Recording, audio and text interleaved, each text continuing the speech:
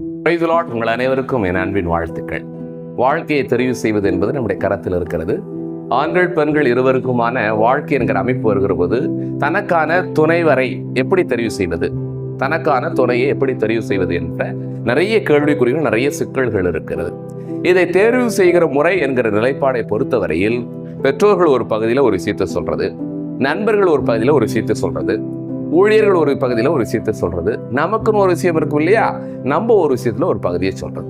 இப்போ இது இரண்டு பகுதிகளின் நிலைப்பாடுகளையும் நீங்கள் யோசித்து சிந்தித்து ஒரு தீர்மானத்துக்குள் வருவது என்பது மிக கஷ்டமான நிலை. இது உண்மை. அநேகர் இந்த பிரச்சனைக்குள்ளாக மாட்டிக்கொண்டு தங்கள் வாழ்க்கையை இழந்து விட்டதை நாம் பார்க்க முடிகிறது. நீங்க நல்லா பாருங்க, வாழ்க்கை என்பது ஒரு இளமை பருவம் என்பது ஒரு ஆசீர்வாதமானது, அதனுடைய மதிப்பு மிகுந்தது. இளநிக்கும் தேங்காய்க்கும் இருக்கிற மதிப்பு வேற. இளநியா இருக்கும்போது அதோடைய விலை கூடுதலா இருக்கு, ஆனா அது தேங்காவா ஆயிட்டுன்னா அதோடைய விலை குறைது. இப்போ இதுலேருந்து விஷயம் என்ன புரிய வருது, நாம் இளமையாக இருக்கிற பொழுது நமக்கு இந்த சமூகம் எடுக்கிற மதிப்பும், நாம் முதுமையாகிற பொழுது இந்த சமூகம் எடுக்கிற மதிப்பும் வேறு. அது வாய்ப்புகளில் அல்லது பதவிகளில் இருக்கிறோம் என்கிற பொழுது அதுக்கு முதுமைக்கு மதிப்பு இருக்கிறது. ஆனால் வாழ்க்கையின் தொடர்ச்சி என்கிற போது அதில் இளமைக்குத்தான் மதிப்பு இருக்கிறது என்பது நன்றாக தெரிந்திருக்க வேண்டிய ஒரு விஷயம். அப்படியானால் இந்த இளமை பருவம் இருக்கிற பொழுதே நமக்கான துணையை தெரிவு செய்து கொள்வதில் நாம் எந்த கண்ணோட்டத்தில் இருந்தால் நாம் எளிமையாக நம்முடைய துணையை தெரிவு செய்ய முடியும் என்கிற மனநிலை நன்றாக புரிந்திருக்க வேண்டும். அருமையானவர்களே, வாழ்க்கைக்கு படிப்பு அவசியமானது, பணம் அவசியமானது, இதெல்லாம் என்னது, உறவுகள், நல்ல குடும்பம், நல்ல பையன் என்பதெல்லாம் அவசியமானது. ஆனால் ஒன்றை நான் உங்களுக்கு கேள்வியாக வைக்கிறேன், இது எல்லாம் நிலையானது என்றும் சரியானது என்றும் நம்மால் 100% தீர்மானிக்க முடியுமா? முடியாது. அந்த தீர்மானத்துக்குள்ளே வர முடியவே இல்லை. அப்படியானால் என்ன செய்வது? நாம் பிறந்திருக்கிற இந்த வாழ்க்கை நம்மை நம்பியது அல்ல. நாம் தேவனை நம்பி, தெய்வத்தை நம்பி பிறந்திருக்கிறோம்.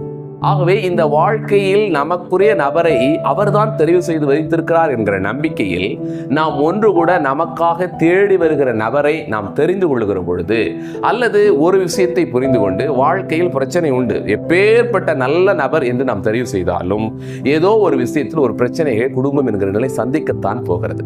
அப்படியானால் சந்திக்க போகிற விஷயங்களுக்காக முன்கூட்டியே நாம் தயாராகி கொண்டுள்ளது என்பதுதான் நலமானதாக இருக்குமே தவிர, சில பிரச்சனைகளை தவிர்த்து கொண்டே போவோம் என்று நினைத்தால் வாழ்க்கை காலம் என்கிறது காலம் தள்ளிக்கொண்டே போயிருக்கும். ஆகவே அருமையானவர்களே, அழகு, அறிவு, ஆற்றல் என்கிற நிலைப்பாடுகள் எல்லாம் கொஞ்சம் தவிர்த்து தேவ சுத்தமா என்று செபித்து எதையும் எதிர்கொள்ள தொடங்குங்கள். இன்னொன்று, ஒருவர் மற்றொருவர் என்கிற நிலை வருகிற பொழுது ஒருவருக்காக ஒருவர் என்கிறதை நன்றாக புரிந்து கொள்ள வேண்டும். ஒருவரை நல்ல வகையில் தக்க வைத்துக் கொள்ள அல்லது ஒருவரை நல்ல வகையில் மாற்றுவதற்கு ஆண்டவர் இணைக்கிறார் என்பதை நீங்கள் நன்றாக புரிந்து கொள்ளுங்கள்.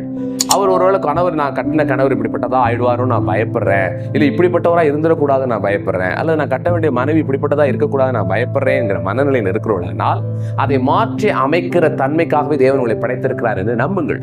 உங்களை கொண்டுதான் ஒரு ஆணை சரி செய்வதற்கும், உங்களை கொண்டுதான் ஒரு பெண்ணை சரி செய்வதற்கும் உங்களை கர்த்தர் படைத்திருக்கிறார், உங்களை உருவாக்கி இருக்கிறார் என்ற நம்பிக்கையில் தைரியமாக துணையை தெரிவு செய்யுங்கள். உங்களை தேடி வருகிற உறவுகளை தள்ளி வைக்காமல் கர்த்தருக்கு ஸ்தோத்திரம் செய்து ஜெபித்து தொடங்குங்கள். போராட்டமானதுதான் வாழ்க்கை. கர்த்தர் உங்களை போராடி ஜெயித்து வெற்றி காண்பதற்கு அனுக்கிரகம் செய்வார்.